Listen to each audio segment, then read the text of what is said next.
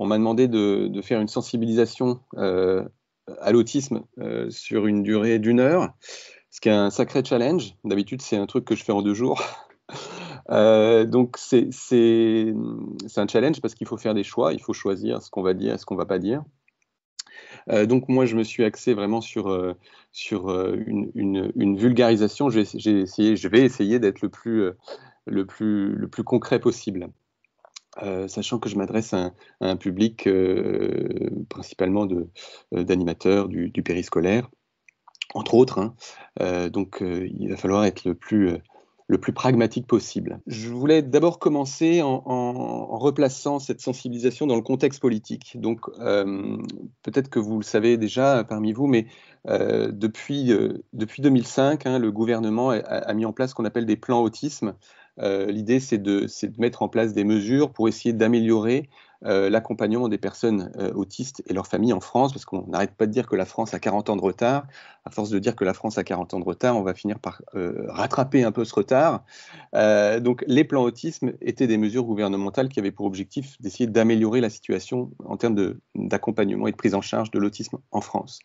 Donc on a eu 3 plans autisme qui se sont succédés jusqu'en 2017.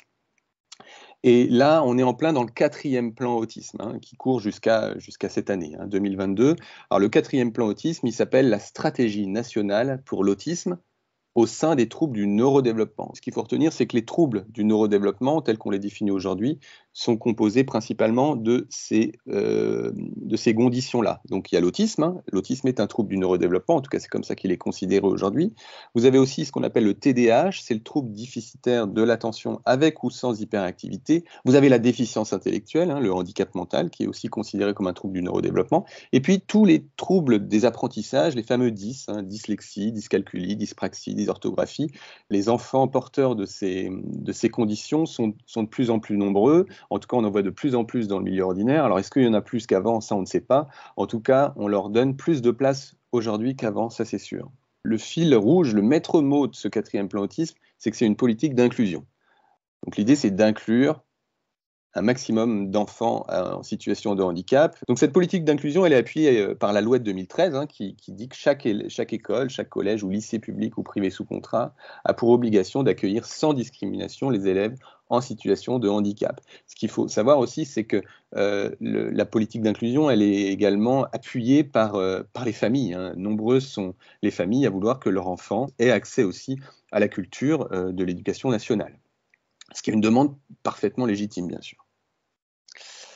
Donc, on va essayer de rentrer dans le vif du sujet de ce que c'est que l'autisme. Retenez une chose, l'autisme, c'est une façon différente d'être au monde. Là, je vous ai mis un exemple d'une série Netflix, hein, c'est pas pour faire de la pub pour Netflix, mais une série Netflix qui existe depuis pas mal d'années maintenant, qui s'appelle Atypical, et qui raconte l'histoire de ce jeune adolescent autiste qui est différent des autres. En tout cas, il voit le monde d'une façon différente.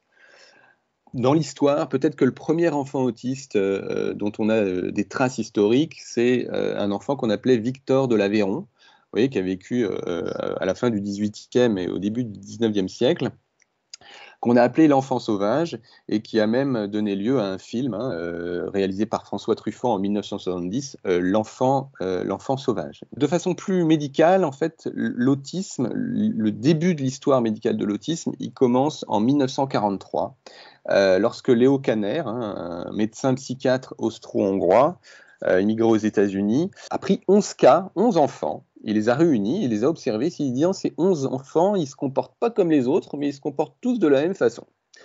Et ben, on va les appeler des autistes. Voilà. Et ça a commencé en 1943. Et là, je vous ai mis la photo d'un de ces 11 enfants, hein, le premier cas de Kanner, qui s'appelait Donald Gray Triplett.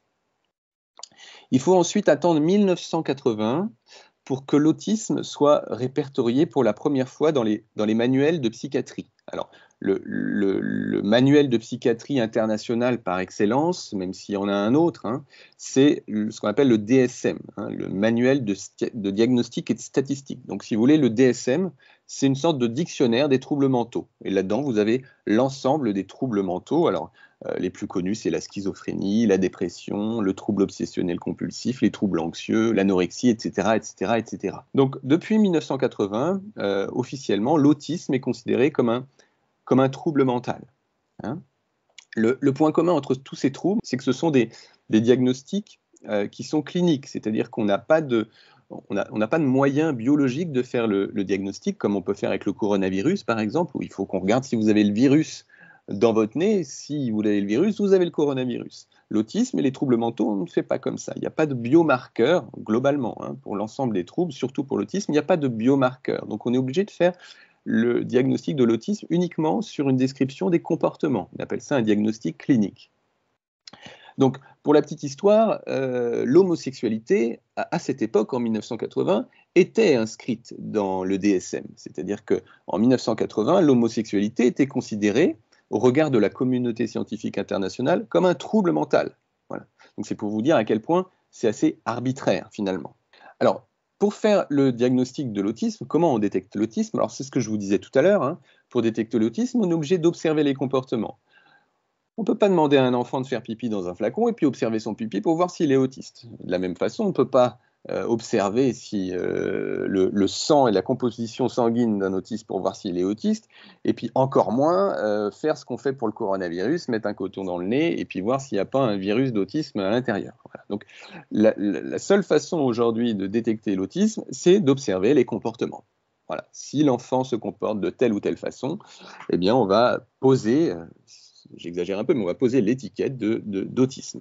Alors, depuis 1980, les critères de diagnostic de l'autisme ont évolué. Donc, vous voyez, après le DSM-3 en 1980, on a eu une nouvelle édition du manuel de psychiatrie, qui était le DSM-3 dans sa version révisée en 1987.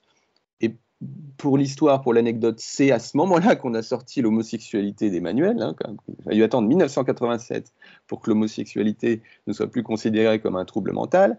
Ensuite, on a eu le DSM-4, hein, donc la version 4 du manuel de psychiatrie, qui est sortie en 1994, et puis la version révisée du DSM-4, qui est sortie dans les années 2000. Et entre 80, 87, 94 et 2000, les critères de diagnostic ont changé, ils ont évolué. Depuis les années 2000 jusqu'à 2013, l'autisme était considéré comme un trouble envahissant du développement et on avait différents sous-groupes d'autisme. Donc, vous pouviez être soit un autiste de Kanner, hein, donc ça c'est l'autiste tel qu'il a été décrit pour la première fois par Kanner en 1943. Vous pouvez aussi avoir un syndrome de Rett, donc ça c'est un syndrome génétique bien identifié qui donne les mêmes signes cliniques de l'autisme que dans l'autisme de Kanner. Vous aviez le trouble désintégratif de l'enfance, alors ça c'est un sous-groupe d'autisme particulier, c'est un autiste qui se déclare un peu plus tard. Hein. L'enfant il a un développement typique jusqu'à 2-3 ans, et puis presque du jour au lendemain, j'exagère un peu, mais il se met à ne plus avoir des comportements typiques et à rentrer dans l'autisme. Ça, c'est vraiment une proportion très, très faible de l'ensemble des autistes. Et puis, vous aviez aussi ce qu'on appelait le syndrome d'Asperger. Ça, c'est assez connu. Ça a été beaucoup médiatisé. Aujourd'hui, presque tout le monde a entendu ce terme de syndrome d'Asperger. Donc, le syndrome d'Asperger, c'est un autiste particulier puisqu'il n'a pas de retard de langage. Hein. L'autiste Asperger a commencé à parler à 1 an comme n'importe quel enfant typique.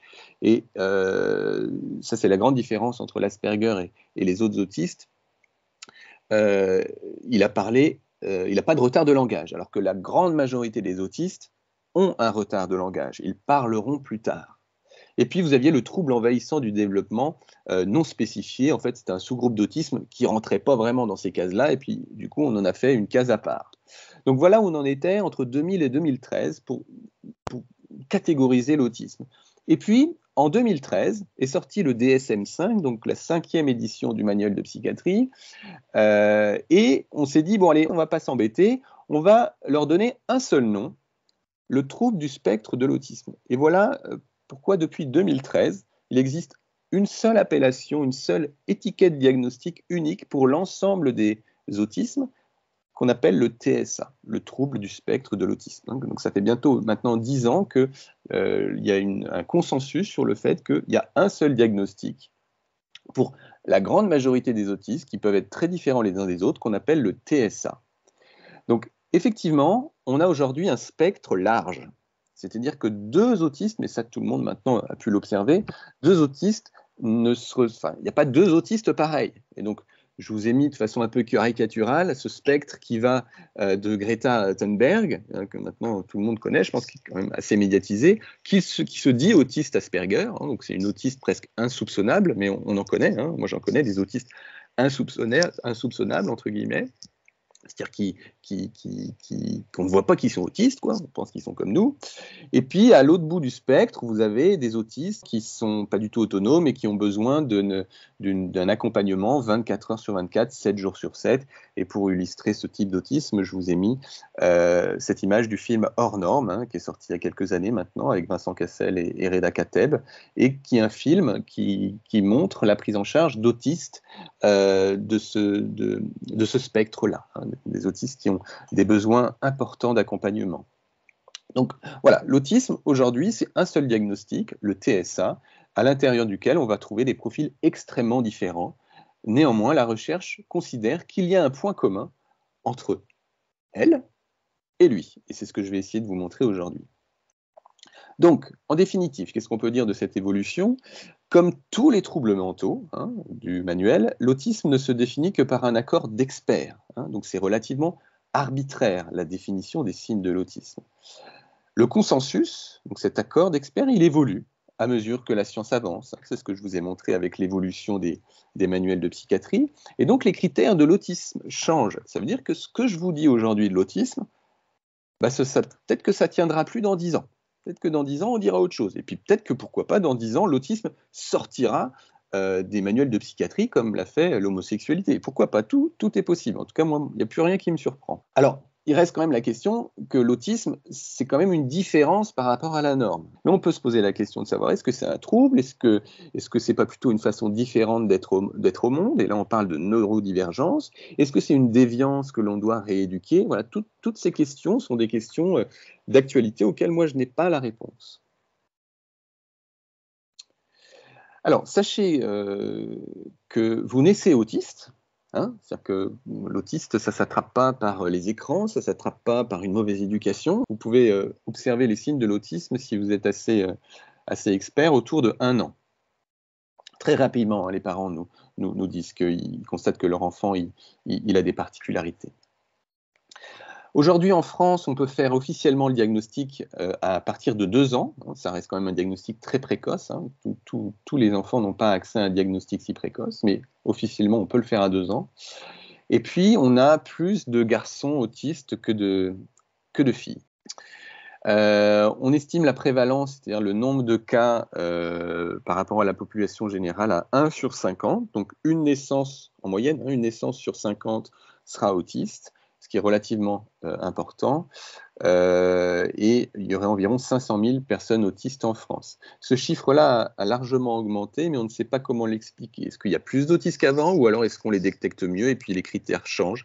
Là, encore une fois, on n'a pas encore la réponse à cette question-là. On ne guérit pas de l'autisme, hein, c'est-à-dire qu'aujourd'hui, quand vous naissez autiste, vous mourrez autiste aussi. Les causes de l'autisme, on ne les connaît pas bien. Voilà, faut être honnête, on ne sait pas trop pourquoi on est autiste. Ce qu'on sait, c'est que des causes différentes peuvent conduire au même diagnostic. Il y a quand même un consensus sur le fait qu'il y a une part très importante de la génétique qui expliquerait le fait que les enfants autistes sont autistes. Hein. Donc on est vraiment sur cette piste de la génétique. Je vous mets des exemples pour illustrer ça. Si vous avez un frère jumeau autiste, vous avez une probabilité comprise entre 70 et 90% d'être aussi autiste.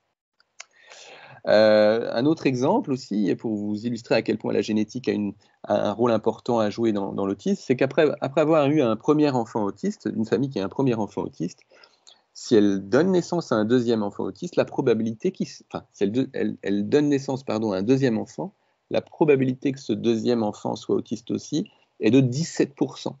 Retenez qu'aujourd'hui, qu'on considère qu'il y a 2 grands types d'autisme. Vous avez d'abord ce qu'on appelle les autismes monogéniques.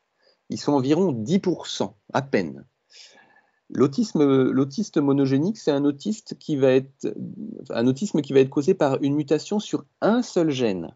C'est-à-dire qu'on voit un gène sur lequel il y a une particularité, et ça donne des signes de l'autisme. Un exemple de syndrome autistique monogénique, c'est le syndrome de l'X fragile, hein, que certains doivent connaître, ou le syndrome de Rett que je vous ai montré tout à l'heure. 90% des autistes, donc tout le reste, on dit que ce sont des autistes polygéniques, c'est-à-dire qu'il y a des mutations génétiques multiples sur plein de gènes, et on ne sait pas trop comment ils interagissent entre eux, mais ça donne de l'autisme. Mais c'est 90% des autistes. C'est-à-dire que 90% des autistes ont des causes génétiques de leur autisme dont des centaines et des centaines de gènes sont impliqués. Aujourd'hui, on a recensé près de 1000 gènes qui pourraient contribuer à donner l'autisme, mais on ne sait pas comment ils interagissent entre eux. C'est une question très complexe, la génétique de l'autisme. On considère que l'autisme, le trouble du spectre de l'autisme, est décrit par une dyade de symptômes, c'est-à-dire deux grands types de signes. Alors, le premier grand type de signe, c'est que l'autiste, il a des particularités de la communication et des interactions sociales. Ça, je pense que tout le monde l'a remarqué. Et puis, vous avez un deuxième grand type de signe. Chez l'autiste, on dit qu'il a des intérêts, des comportements ou des activités intenses et répétitives. Alors, parmi vous qui avez déjà rencontré des autistes, vous avez certainement constaté que les autistes, ils ont tendance souvent à répéter souvent les mêmes comportements ou même les mêmes mots, les mêmes phrases, et qu'ils vont s'attacher de façon très intense à des activités. Là, je vous ai mis l'exemple d'un enfant qui joue avec ses voitures, qui les aligne. C'est assez fréquent de voir des autistes qui s'amusent à aligner des objets. Hein. On a l'impression que c'est intense et répétitif. Et puis, on a aussi une autre particularité qu'on appelle les particularités sensorielles. Et ça, je vais vous le détailler tout à l'heure. Donc, les autistes ont souvent des difficultés à gérer certains stimuli, comme le son, les lumières, les mouvements, le goût, les odeurs. Voilà. Donc, ça, c'est ce qu'on appelle les particularités sensorielles. Et c'est vraiment une nouveauté de la classification de 2013. Avant, on en parlait très, très peu. Alors, le cerveau de la personne autiste. Sachez qu'il est câblé différemment. Alors, qu'est-ce que ça veut dire câblé? On constate que dans le cerveau des autistes, les neurones ne sont pas connectés de la même façon que dans le cerveau d'une personne qui n'est pas autiste. On observe que dans le cerveau des autistes, il y a plus de surconnectivité entre les neurones par rapport à un cerveau typique. Ce qui fait que l'autiste, il va percevoir et traiter l'information différemment de nous. Alors, maintenant, je vais essayer de vous faire comprendre comment les autistes fonctionnent. Donc, retenez que le cerveau de la personne autiste, c'est comme s'il était trop logique. Alors, qu'est-ce que ça veut dire? Lorsque vous lisez cette phrase, papa dit que ses collègues le rasent et lui cassent les pieds, si vous avez une interprétation littérale de cette phrase, c'est ça que vous allez voir. C'est ce qu'on appelle une compréhension littérale du langage. Alors, ça ne veut pas dire qu'un autiste ne peut pas comprendre cette expression-là, mais il va falloir qu'il fasse un effort pour aller au-delà du sens premier du mot, pour comprendre l'expression « casser les pieds ». Okay. Dites-vous que l'effort que doit faire un autiste pour comprendre cette expression, c'est le même effort que vous devez faire pour aller voir cette image lorsqu'on vous dit qu'on vous casse les pieds. Donc ça on pense que le cerveau de l'autiste, il est trop logique, qui fait qu'il a du mal à accéder à quelque chose d'assez abstrait. Si je vous pose la question, où habitez-vous? Où est-ce que vous habitez? Spontanément, la plupart d'entre vous, vous allez répondre le nom de votre commune. J'habite à Paris, j'habite à Tours, j'habite à Rennes. Si maintenant vous êtes convié à une fête des voisins dans votre quartier, et puis que vous apprenez à vous connaître, et qu'on vous demande, un de vos voisins, il vous demande où vous habitez, vous n'allez plus dire le nom de votre commune. Vous allez dire que vous habitez à côté de l'église, derrière la boulangerie, rue des Trois-Mâts, par exemple. Ce que vous allez constater, c'est que votre réponse, ça va être différente, donc selon le contexte. À la question « Où habitez-vous ?», vous n'allez pas répondre la même réponse en fonction du contexte, alors même qu'il s'agit strictement de la même question. Et ça peut poser des problèmes à un autiste. C'est-à-dire qu'il va falloir qu'il réfléchisse dans quel contexte il est pour pouvoir répondre à une question qui est finalement très large. Il y a 10 001 façons de répondre à cette question-là. Où habitez-vous? Et ça, pour l'autiste, c'est compliqué, puisque son cerveau est trop logique. Ce qu'on constate aussi, c'est que le cerveau de la personne autiste, il est orienté vers ce qu'on appelle les indices non sociaux de l'environnement. C'est-à-dire qu'il va privilégier tout ce qui est stimulation qui n'est pas sociale. Et là, je vous ai montré l'exemple d'une expérimentation qui se fait en ce qu'on appelle le eye tracking. Donc, on demande à des enfants de regarder une petite scène d'interaction sociale. Ici, vous avez entre un garçon et une fille qui sont en train d'interagir. Lorsqu'on demande à un enfant typique de regarder cette scène-là et qu'on repère l'endroit où son œil se pose sur l'écran, hein, c'est ce qu'on appelle la technologie du eye tracking, ben on voit bien que l'enfant typique, il a tendance à regarder plutôt là. Hein, donc, entre les yeux du petit garçon, au niveau de sa bouche, hein, il est vraiment à l'affût de ces signes sociaux, ces signes d'interaction. Et quand on demande à des autistes de faire pareil, c'est-à-dire de regarder cette scène-là, ben on constate que l'autiste, il regarde beaucoup moins les signes sociaux. Il regarde beaucoup moins ici, il a plutôt tendance à regarder ce qui se passe derrière l'enfant. Hein. Donc, il s'intéresse beaucoup moins aux indices sociaux de son environnement. Ce qu'on constate aussi, c'est que l'autiste, il est orienté vers les indices locaux de l'environnement, c'est-à-dire les indices plutôt liés aux détails. Je vais vous montrer cette petite expérience-là. Si je vous demande de me dire quel est le nom de cette lettre-là, votre cerveau, il va avoir tendance à prendre l'information dans sa globalité. C'est-à-dire que vous allez avoir tendance à voir la lettre H avant de voir les lettres locales qui sont le O. Si je vous pose la question, c'est quoi cette lettre ici? Vous allez me répondre globalement, c'est un H.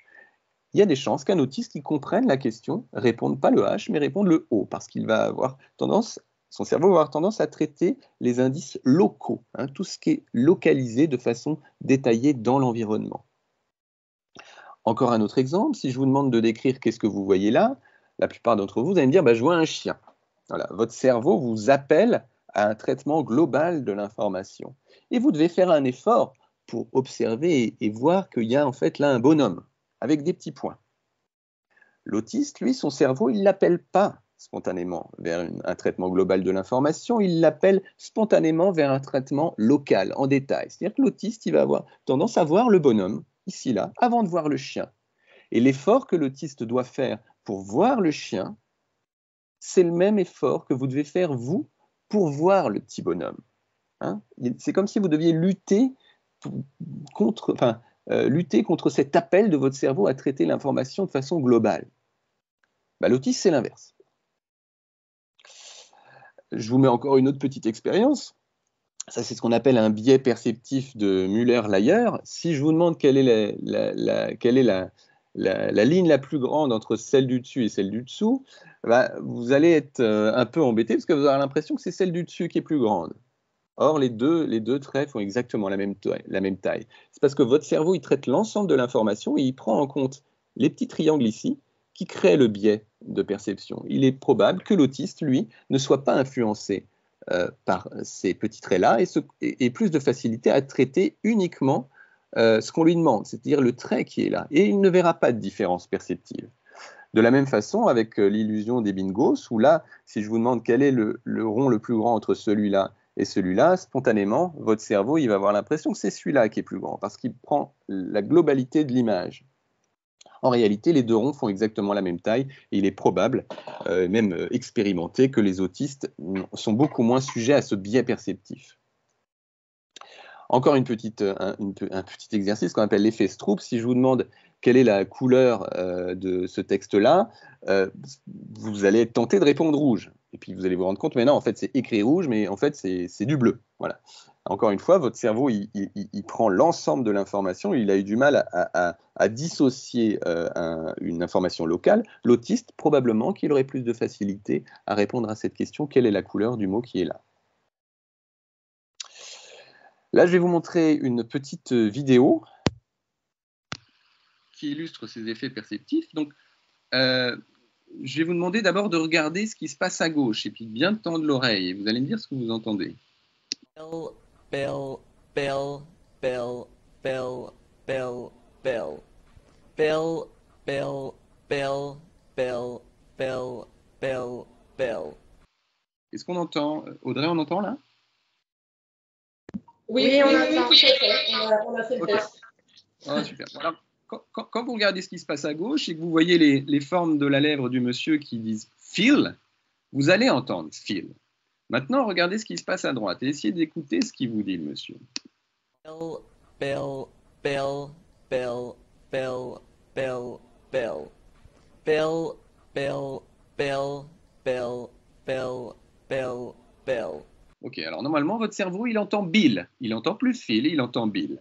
Parce que la forme des lèvres de la personne vous influence et induit votre cerveau en erreur en vous faisant entendre le mot Bill. Mais en fait, c'est exactement le même son qui sort de la bouche sur la vidéo. C'est le son Phil. Mais votre cerveau a du mal à s'extraire de ce qu'il voit. Il va entendre quelque chose qui n'existe pas. Il semblerait que l'autiste soit beaucoup moins influencé par ce type de biais, puisqu'il va aller chercher l'information beaucoup plus localement. Il se trouve que bon, un test comme ça, on ne l'a jamais fait auprès des autistes, et je ne suis même pas sûr que ça marche, parce que comme l'autiste, il n'est pas très intéressé par les indices sociaux, peut-être qu'il ne regarderait même pas la vidéo. Mais bon, c'est pour illustrer le fait que votre cerveau de non-autiste a tendance à rassembler les informations et à les réunir, alors que l'autiste, il a quand même plus cette capacité à séparer les informations et les traiter localement de façon séparée.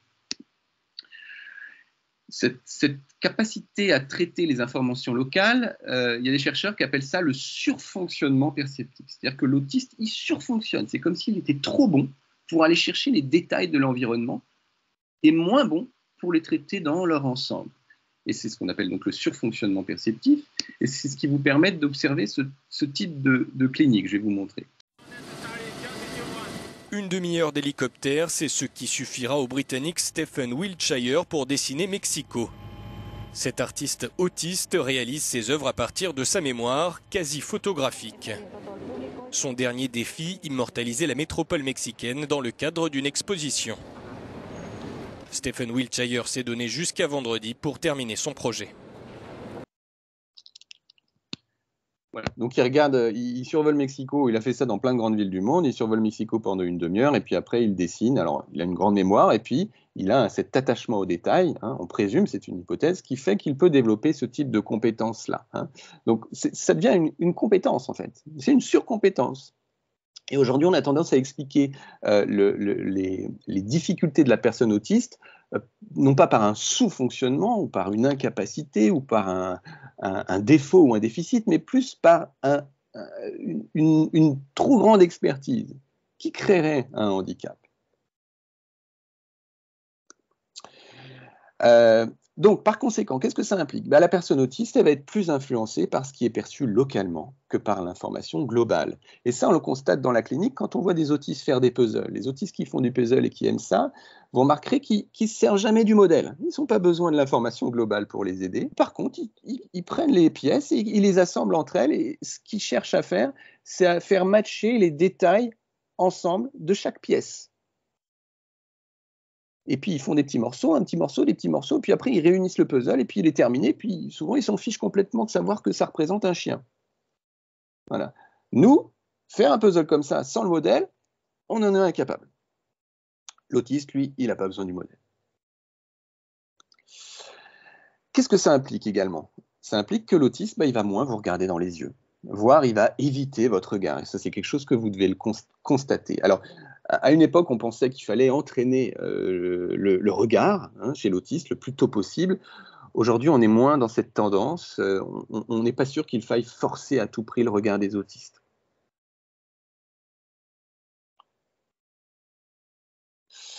Ce cerveau de l'autiste aussi a pour influence que l'autiste va avoir du mal à s'ajuster à des contextes changeants. Il peut être vite perturbé lorsqu'il doit gérer des contextes différents. Et là, je vais vous faire écouter le témoignage d'une femme autiste qui va vous expliquer ça. Je suis dans un café.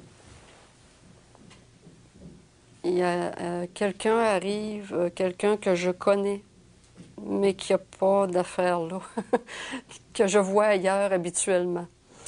Et ça ne correspond, la personne et le décor ne correspondent pas. On va l'appeler comme ça. Je sens l'effet que ça fait, là, l'espèce de discordance, pourtant, je le sais, là, une personne peut aller s'asseoir dans un café, là. Mais comme je ne l'avais pas probablement à l'intérieur, moi, j'appelle ça, ça m'a fait tilter. J'appelle ça comme ça, je tilte. Ma banque d'informations qui me permet de fonctionner, c'est comme si elle éclatait en fragments, c'est comme si les sens éclataient et il n'y a plus rien qui tient. Il y a des petits morceaux d'un bord ou de l'autre et c'est tout. Mais c'est très paniquant au niveau des sens. C'est vraiment là que c'est paniquant. Et je me rappelle, à un moment donné, de m'être carrément tapé la tête pour que ça arrête. Parce que c'était dispersé de partout, là. C'est la panique à l'état pur. Donc, vous voyez, ce qu'elle explique, c'est très compliqué pour nous de comprendre ça, hein. On ne va pas être choqué de voir un ami qu'on voit habituellement, je ne sais pas moi, à l'école, et on va le voir dans un café pour la première fois, ça ne va pas nous choquer. L'autisme, ça peut le perturber. Les difficultés au niveau social que ça entraîne, cette façon de traiter l'information, fait que l'autiste, il va avoir du mal à comprendre vos codes sociaux, hein. Et je vais vous montrer l'exemple d'une jeune fille qui rentre dans un bus, une jeune fille autiste qui rentre dans un bus, et vous allez voir comment elle a du mal à comprendre ce que lui dit le chauffeur de bus. Perfect. Go on then. Have a great day. Thanks for keeping an eye on it. Off somewhere fun today? Are you all right? Ok. Donc, elle rentre dans le bus, il y a le chauffeur qui lui dit « Alors, on va passer une bonne journée aujourd'hui ». Elle ne comprend pas ce que ça veut dire, quoi. Donc, il faut qu'elle aille chercher de façon concrète qu'est-ce que ça veut dire, ça, pour pouvoir s'y ajuster. Et du coup, elle a du mal, elle prend du temps, et puis le chauffeur de bus, il la balaye un peu d'un revers de main, et puis elle finit par passer son chemin. L'autiste, il est concret, il est logique. Quand il rentre dans un bus, il pense qu'on va lui dire bonjour. Et si on ne lui dit pas bonjour, bah, il va être perdu. Voilà. Pourtant, dire à un enfant qui rentre dans le bus « Alors, on va passer une bonne journée », c'est quelque chose d'assez sympathique, c'est une bonne intention. Mais pour l'autiste, c'est trop abstrait. Ce que ça engendre aussi, ce fonctionnement neurologique chez l'autiste, c'est qu'il va parler plus tard. Voilà. À part les Asperger, l'autiste, il parle plus tard. Voilà. Entre 5 et 6 et 7 ans. Pour ceux qui parlent, hein, il y en a qui ne parlent pas, mais la plupart des autistes qui parlent plus tard. Et c'est comme ça. On pense même que ça ferait partie d'un développement typique de l'autisme et qu'il n'y aurait pas lieu de forcer le langage oral plutôt que prévu. Ça ne veut pas dire qu'il ne faut pas donner un moyen de communication aux autistes, mais les forcer à parler à tout prix, ce n'est pas forcément la bonne chose à faire. L'autiste, il a du coup du mal à avoir des interactions fluides, hein. Moi, je compare nos modes d'interaction sociale comme une partie de ping-pong, c'est-à-dire qu'on est en train d'échanger, on se renvoie la balle en parlant et on s'ajuste presque naturellement en direct live, de façon automatique, à l'autre dans l'interaction sociale. Pour l'autiste, c'est beaucoup plus difficile. Il doit calculer en permanence ce qu'il doit dire. Ce n'est pas naturel. Évidemment, tout ça, ça a aussi des conséquences sur l'ouverture sociale de l'autiste, hein. Il va être moins ouvert socialement, pas parce qu'il n'a pas envie, hein, mais c'est parce qu'il ne comprend pas. C'est très compliqué pour lui, en fait, hein. C'est ça que ça veut dire. Ça a aussi pour conséquence que l'autiste, il va être très vite épuisé à force de relations sociales. Ça lui demande un effort d'interagir avec les autres, et cet effort-là est fatigant. Très fatigant. Et je vais vous faire écouter la vidéo d'un autiste assez connu qui s'appelle Joseph Chovanec, qui va vous expliquer à quel point c'est fatigant, les interactions sociales. Supposons que je rencontre une personne qui n'est pas autiste. Ça arrive heureusement très souvent. Mais je suis obligé de jouer toute une petite comédie sociale, si vous me passez l'expression. C'est-à-dire que je dois faire au moins l'effort de regarder la personne quand je lui parle. Il ne faut pas parler à une personne comme ça. Alors que c'est ce que font beaucoup de personnes autistes. C'est une tendance naturelle. Parce que, après tout, pourquoi regarder une personne quand vous lui parlez ? Il y a également, il faut au moins essayer d'avoir une mimique plus ou moins adaptée. Alors certes, je ne sais pas très bien le faire, mais j'essaye de le faire. Il faut essayer de faire des petits gestes, d'être assis d'une certaine manière, de veiller à son intonation. Par exemple, quand on pose une question, à ce qu'il paraît, il faut avoir un ton de voix ascendant. Et ce qui est très bizarre, c'est que cette particularité-là se retrouve dans toutes les langues, du moins celles que j'ai pu soit apprendre ou soit fréquenter. Donc c'est visiblement quelque chose de spontané, de naturel chez tous les enfants et tous les adultes du monde. Bon, pour un autiste, non, a priori, il n'y a aucune raison pour monter le ton de sa voix pour poser une question. Et donc, pour que ma question passe mieux, d'une part, je dois faire attention au moins à essayer de monter un peu ma voix à la fin de ma question. D'autre part, de glisser des petits mots pour montrer que c'est bien une question. Par exemple, je dois dire est-ce que ou aurais-tu, auriez-vous, pour bien montrer que c'est une question parce que le seul ton de ma voix ne suffirait pas à montrer que c'est une question. Donc, ou encore, autre exemple, peut-être encore plus, disons, bas de gamme, mais d'autant plus essentiel, c'est au téléphone. Au téléphone, quand vous téléphonez à quelqu'un, l'autre personne manifeste sa présence de manière tout à fait inconsciente. C'est-à-dire, toutes les 10 ou 20 secondes, il ferait un petit oui, ok, oui. Voilà. Et si on ne le fait pas, et un enfant, un adulte autiste ne le fait pas, sauf s'il n'a pas appris à le faire, ça posera des problèmes. Oui, est-ce que tu es là? Est-ce que tu m'écoutes? Donc, du coup, quand je téléphone, j'ai ma montre et j'essaie de faire en sorte que toutes les 10 à 20 secondes, je fasse un petit bruit. Alors, c'est de la comédie, mais sans ça, ça ne marche pas. Et donc, après, bien sûr, au bout d'une journée passée à jouer à l'intermittent du spectacle, on est à la fois épuisé, parfois un petit peu dégoûté aussi, parce qu'on a l'impression de tromper les autres, mais c'est indispensable, sinon on se fait rejeter. Okay. Donc là, on a quand même un autiste qui fonctionne un peu comme nous. Hein, c'est dans le spectre, il est plutôt du côté du A. Même pour lui, c'est extrêmement compliqué, en fait, hein, les interactions sociales. Il n'y a rien de logique pour lui. Donc, il doit apprendre par cœur à se comporter comme nous, on le fait naturellement. Et ça, c'est extrêmement épuisant. Ce qu'on constate aussi, c'est que l'autiste, il va passer son temps à essayer de trouver une logique concrète à nos interactions sociales. Sauf que nos interactions sociales, elles sont tout sauf concrètes. Elles sont tellement abstraites.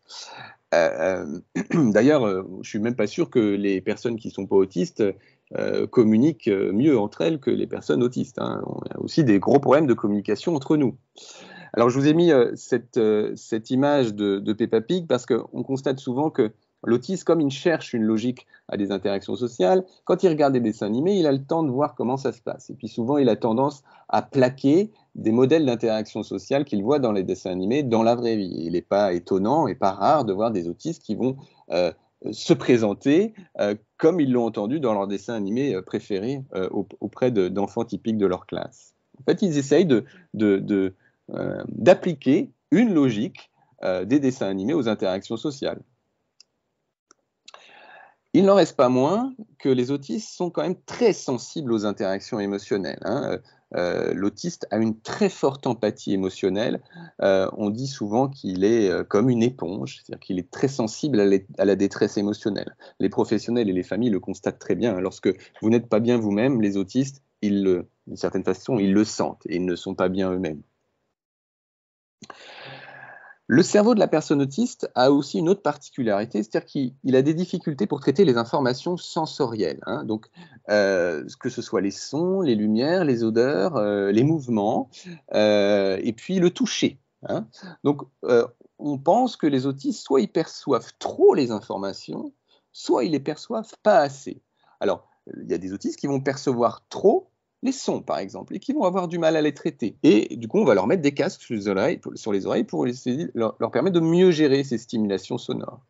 Vous avez aussi des autistes, comme cet autiste-là qui s'appelle Temple Grandin, une autiste américaine, qui s'est fabriquée dans ses jeunes années une machine à compression. Voilà, donc elle se mettait dans sa machine, et puis la machine, avec un système de vérin, venait se fermer, puis la comprimer. On pense que certains autistes vont aller chercher ce type de stimulation pour se sentir bien.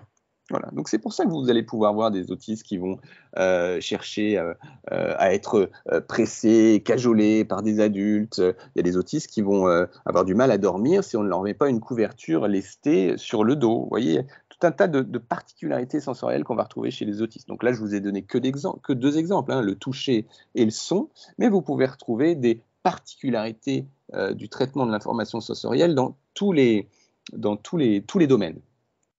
Dans tous les sens.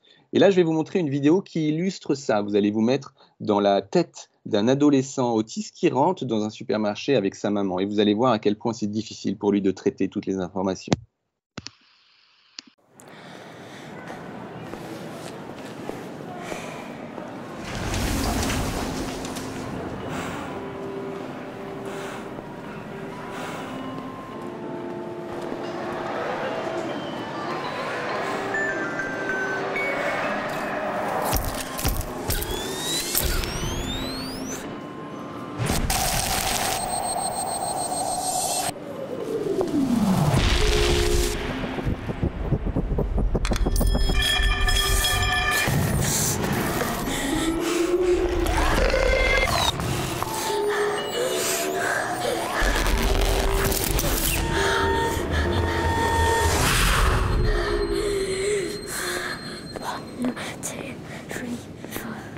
Six, seven, 8, 9.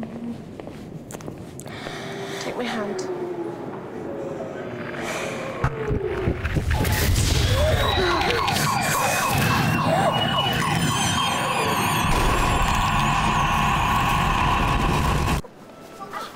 No, Alex. It's fine, isn't it? I'm not naughty. I'm autistic. And I just get too much information. L'enfant, il dit je ne suis pas un sale gosse, hein, je suis juste autiste et j'ai trop d'informations. Donc là, on voit une illustration de ce qu'on appelle une surcharge sensorielle, c'est-à-dire que l'enfant, à un moment, il est tellement envahi par toutes ces stimulations qu'il n'arrive pas à gérer, qu'il n'arrive pas à traiter, qu'il finit par avoir ce qu'on appelle des comportements d'échappement. Donc il va se boucher les oreilles, il va crier, il va être vraiment très mal à ce moment-là. Donc ça, c'est vraiment une problématique de traitement de l'information de l'environnement sensoriel. Et on remarque à un moment qu'il compte sur ses doigts, hein, je ne sais pas si vous avez fait attention, il est en train de compter sur ses doigts. Donc là, à ce moment-là, il essaye de se raccrocher, voilà, là il compte sur ses doigts, il essaye de se raccrocher à un élément concret de son environnement. Hein. Compter, c'est toujours la même chose, ça c'est quelque chose qui peut le rassurer. Mais à un moment, ça ne suffit plus, il se fait déborder, et c'est la surcharge sensorielle. Ce qu'on constate aussi dans le cerveau des autistes, c'est que le cerveau, il a des difficultés à filtrer ce qui est pertinent par rapport à ce qui ne l'est pas. Si là, vous êtes en train de m'écouter et puis il y a quelqu'un à côté de vous qui fait un petit bruit, ou il y a votre réveil qui fait tic-tac, si vous prêtez attention à votre réveil qui fait tic-tac, vous allez l'entendre. Mais si à un moment vous vous retournez vers votre ordinateur et que vous m'écoutez, vous n'allez plus l'entendre, le tic-tac. Hein. Votre cerveau, il va filtrer ce qui n'est pas pertinent, le tic-tac. Eh bien, il semblerait que le cerveau de la personne autiste ait du mal à faire ce filtrage. C'est comme si toutes les informations de l'environnement rentraient en même temps et qu'il n'arrivait pas à choisir. Et qu'il fallait qu'il fasse un effort conscient pour retenir ce qui est pertinent ou ce qui ne l'est pas. Et je vais vous faire écouter le témoignage d'une personne autiste qui vous parle de ça.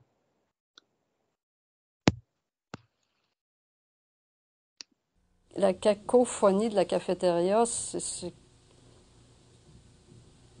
amplifier le volume pour vous à 100 de ce que vous entendez déjà, probablement dans une cafétéria.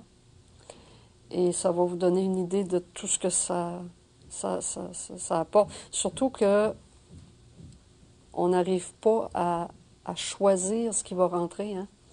Ça fait que ça rentre n'importe comment et tout rentre en même temps, on dirait. Là. Fait que ça fait mal. Ça fait mal aux oreilles. Et ça fait mal aux yeux des fois quand ça bouge trop. Là. Ok, donc tout rentre en même temps, elle n'arrive pas à choisir. Ça, on appelle ça un défaut de modulation sensorielle, c'est le terme technique. Par conséquent, qu'est-ce que ça implique tout ça? Ça implique que l'autiste, il va avoir tendance à être rassuré par un environnement qui est stable et qui est concret. Et là, je vous ai mis la photo d'une crèche.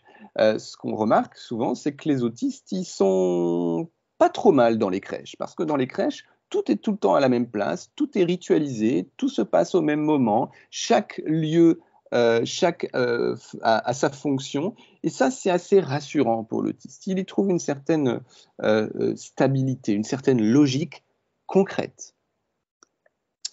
Ce que ça implique aussi, c'est que l'autiste, il va avoir tendance à être fasciné par des activités perceptives qui ne bougent pas. C'est-à-dire les lettres, le fait de compter, le fait de voir quelque chose tourner, ouvrir et fermer une porte, allumer et éteindre une lumière, par exemple, ce sont des activités de la perception non sociale qui sont invariantes. Il y a trouvé une logique là, il est content. Quand j'appuie sur le bouton, ça s'allume. Quand j'appuie sur le bouton à nouveau, ça s'éteint. Ça, c'est une logique concrète, ça le rassure. Et je vais vous faire écouter le témoignage d'autiste qui vous parle de ça. Il y a un monsieur qui va vous parler du hands flapping. Le hands flapping, c'est un terme anglais qui veut dire battre des mains. Et c'est un comportement qu'on voit souvent chez les autistes. Le hand flapping n'est pas nécessairement relié à un sentiment de détresse. Il est plus relié au fait que je sois impressionnable par des choses par des choses cycliques, comme le mouvement de rotation d'un rotor d'hélicoptère, la rotation des plateaux d'un disque dur, le cycle d'exécution des instructions d'un processeur. Tout ce qui est cyclique, tout ce qui tourne ou ce qui est répétitif.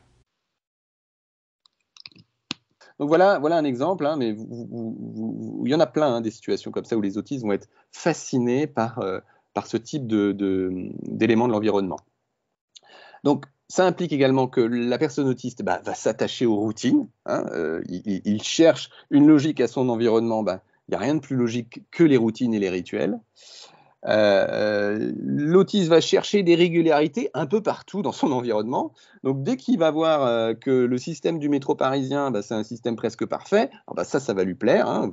C'est assez connu maintenant que les autistes, il y a beaucoup d'autistes qui connaissent les stations de métro par cœur. Si vous leur dites que vous voulez à tel endroit et que vous êtes depuis tel endroit, il va vous dire exactement quelle ligne de métro prendre. Beaucoup d'autistes aussi sont fascinés par les lettres, sont très intéressés par les lettres parce qu'ils y trouvent là aussi du matériel régulier et constant et invariant. Et puis aussi, je vous ai mis cet exemple-là, des autistes qui vont être fascinés par les logos. Donc, ils vont aller, ils ont vu qu'il y avait des logos de voitures un peu partout, que c'est des choses qui revenaient régulièrement et ça leur parle. Voilà. Donc, ils cherchent une logique, une régularité dans l'environnement. Et des exemples comme ça, je vous en ai mis 3, mais en fait, il y en a plein. Alors, maintenant, je vais finir pour vous expliquer comment ce qu'on sait aujourd'hui du cerveau de l'autiste, en tout cas de toutes ces hypothèses-là, peuvent nous amener à nous conduire. Comment se comporter face aux personnes autistes. Alors, sachez tout d'abord que c'est extrêmement difficile aujourd'hui de savoir qu'est-ce qui détermine l'évolution d'un autiste qui va naître. Est-ce que l'autiste qui naît, il va plutôt aller vers le A ou plutôt vers le B? Ça, en fait, on n'en sait pas grand-chose aujourd'hui et on n'est même pas sûr de comment les interventions précoces peuvent conduire à ce qu'un autiste va devenir dans le A ou dans le B. Donc, je vous dis ça parce que c'est important que vous ne vous sentiez pas coupable, vous, acteurs de l'environnement ordinaire qui accompagnez des autistes. Vous n'êtes pas responsable de ce que l'autiste va devenir. Sans compter que l'autiste, en général, il n'est pas que autiste. Hein, il a aussi ce qu'on appelle des troubles associés à l'autisme. Hein. Quand vous êtes autiste, vous pouvez aussi avoir de l'hyperactivité, des troubles anxieux, des troubles dépressifs, des troubles des fonctions exécutives, des troubles des apprentissages, les fameux 10, une déficience intellectuelle. Hein, dans 30% des cas, l'autiste est aussi déficient. Donc, que 30%, il ne faut jamais sous-estimer l'intelligence de nos autistes, même ceux qui ne parlent pas, des troubles alimentaires, des troubles digestifs, des troubles médicaux. Et ça complique grandement la prise en charge des autistes qui sont en général pas que autistes. Ce qu'on constate aussi, c'est que parmi l'ensemble des troubles du neurodéveloppement, l'autisme, l'hyperactivité, les 10, la déficience intellectuelle, c'est que tous ces enfants, ils ont en moyenne une grande émotivité, en tout cas une plus grande émotivité que les enfants typiques, en moyenne. Ça veut dire quoi, l'émotivité? C'est-à-dire cette capacité à surréagir. Donc l'enfant autiste, quand il est frustré, en général, il est très frustré. Et quand il est content, il est très content. Voilà. Il y a une plus grande émotivité que la moyenne. Et ça, souvent, ça met à l'épreuve les professionnels qui accompagnent les autistes parce qu'ils doivent faire face souvent à des surréactions qui ne sont pas toujours évidentes à gérer. Dans l'état actuel de nos connaissances, la seule chose qu'on peut dire, c'est qu'on ne peut agir que pour permettre d'optimiser les potentialités de la personne. Elle deviendra ce qu'elle doit devenir, entre guillemets, et nous, on ne peut que fabriquer un environnement qui va contribuer à faire qu'elle exploite au maximum ses potentialités. Alors pour cela, il y a des petites choses simples à respecter. Il faut agir avec bienveillance. Vous allez voir, c'est que du bon sens. Agir avec bienveillance, respect des différences et des particularités. Ça, c'est peut-être le plus dur. Être patient et consistant. Consistant, ça veut dire ne pas être trop invariant dans nos façons d'agir, dans nos façons de parler. Et fournir un cadre clair et structuré dans la mesure du possible. Retenez cette image des crèches que je vous ai montrée tout à l'heure. Donc, c'est des petites choses toutes bêtes, c'est que du bon sens, et ça fonctionne aussi avec les enfants typiques. Si vous êtes bienveillant, patient et consistant, que vous avez un cadre clair et structuré, et que si vous respectez ces différences, ça fera du bien aussi à l'enfant typique. Donc, ça, c'est des choses que vous faites déjà, j'en suis sûr. Mais j'insiste dessus pour que vous reteniez à quel point ça, c'est vraiment important. Et que parfois, il n'y a pas besoin de faire beaucoup plus que ça. En tout cas, pour vous qui n'êtes pas des professionnels de la prise en charge des autistes. En gros, ça veut dire être gentiment ferme. C'est-à-dire qu'on est ferme, mais gentiment. Ça, c'était un terme qu'avait utilisé Léo Kanner, déjà à l'époque, dans les années 70. Il avait remarqué que les 11 cas qui avaient évolué depuis 1943, il les avait observés grandir. Il avait constaté que ceux qui s'en sortaient les mieux, c'est ceux avec lesquels on avait été gentiment ferme. Ça, c'est le terme qu'il utilise. Et on le constate encore aujourd'hui dans la clinique. En gros, ça c'est un superviseur à moi qui utilise ce terme-là que j'aime bien, on se transforme en mur, mais de bienveillance. C'est-à-dire qu'on est consistant, ferme, cadrant, mais tout en étant souple comme des oreillers. Pour permettre à la personne d'autisme d'optimiser ses potentialités, vous pouvez également ne pas chercher à tout prix à la faire entrer dans un moule.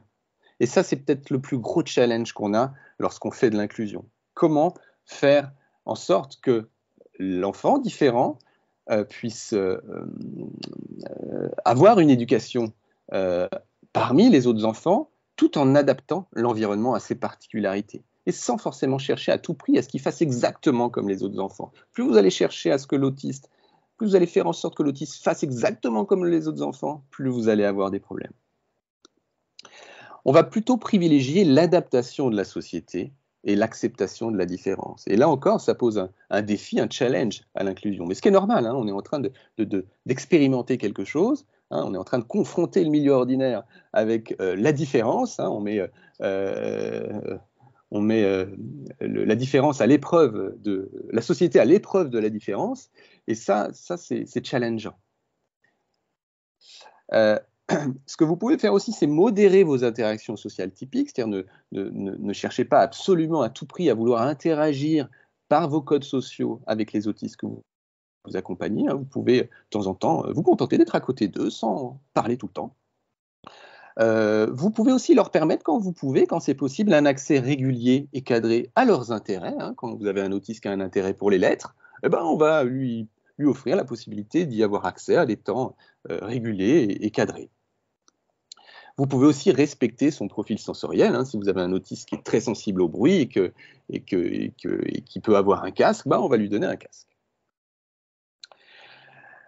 Les défis pour vous, vos challenges, c'est un peu d'oublier tout ce que vous savez des interactions sociales typiques. Un peu comme si vous vous retrouviez devant un enfant qui est sourd et muet, force est de constater que si vous êtes devant un enfant sourd et muet, parler, ça va servir à rien. Et donc rapidement, vous allez vous adapter, puis vous allez finir par peut-être apprendre le langage des signes. Dites-vous que l'autiste aussi, il a son propre langage, Et si on s'adapte nous-mêmes à son langage, bah, l'interaction sera plus facile. Hein. Ce qui est évident pour un enfant sourd et muet, c'est beaucoup moins évident pour un autiste, parce que souvent on pense que l'autiste, bah, il va pouvoir faire comme nous. En tout cas, parfois il donne cette impression-là. Votre challenge, du coup, c'est d'être capable de gérer vos propres émotions. Hein, quand vous avez un enfant autiste qui surréagit, qui a une grande émotivité, qui ne fait pas comme les autres enfants, qui fait des bêtises ou qui a des troubles du comportement, par exemple, bah ça nous met à l'épreuve. Hein. Et aujourd'hui, de plus en plus, on propose aux professionnels, aux parents, des types d'accompagnement basés sur la gestion de leurs émotions. Donc ça c'est un outil aussi très, très utile pour le professionnel, c'est sa capacité à gérer ses émotions, être patient, c'est pas toujours facile. Sachez aussi qu'un autre défi pour vous, c'est que la politique d'inclusion à moyen constant, c'est-à-dire que plus on va vous mettre d'enfants autistes auprès de vous et qu'on ne vous met pas de professionnels en plus, qu'on ne vous donne pas de moyens supplémentaires en plus, bah, ça va avoir des conséquences sur vous. Certains professionnels, notamment les enseignants, peuvent vivre ça comme une injonction. On peut se sentir aussi coupable de ne pas réussir à faire en sorte que l'enfant autiste fasse ce qui est prévu. On peut aussi se sentir en échec, on peut avoir aussi un sentiment d'impuissance. Je n'arrive pas à faire en sorte que cet enfant m'écoute ou fasse comme les autres ou se calme. Voilà. Et ça, c'est un défi pour vous. Donc, l'idée, c'est de faire un pas vers les autistes pour essayer de réduire leur suradaptation, hein, pour faire en sorte que les autistes ne soient pas trop obligés de trop s'adapter à la norme. On va essayer de faire un pas vers eux, hein, plutôt que d'imposer à tout prix ce que l'enfant autiste fasse exactement comme les autres enfants. Et ça va contribuer à améliorer leur bien-être. Je vous remercie beaucoup de votre attention. J'ai conscience que j'ai été rapide, que j'ai donné beaucoup d'informations. C'était parfait. Voilà.